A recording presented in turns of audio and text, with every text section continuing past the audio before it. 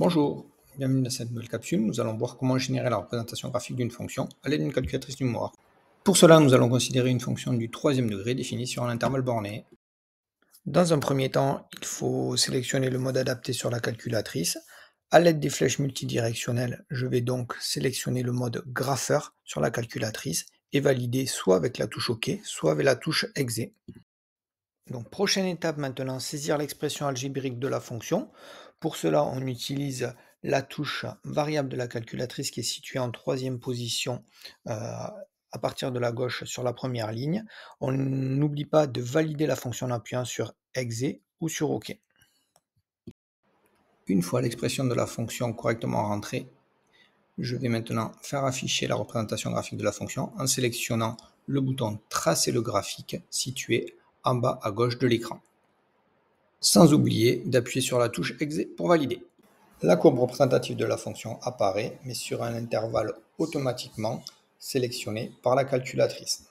Pour prendre en compte l'intervalle de définition de la fonction que j'étudie, je sélectionne le mode axe et là-dessus, je vais aller rentrer les valeurs de x, c'est-à-dire les valeurs des abscisses de mon intervalle de définition.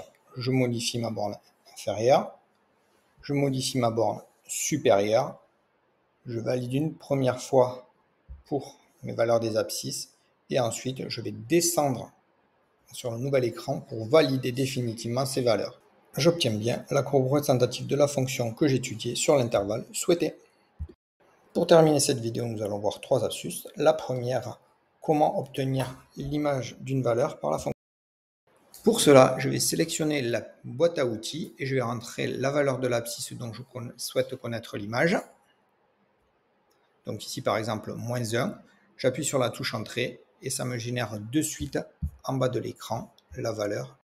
Deuxième astuce, on va procéder cette fois-ci à la détermination de l'antécédent par la fonction. Donc pour cela pareil, je sélectionne la boîte à outils, je vais faire rechercher et je recherche l'antécédent, je rentre la valeur de l'image, par exemple ici 50, je valide et là ça me permet de récupérer l'antécédent associé à cette valeur.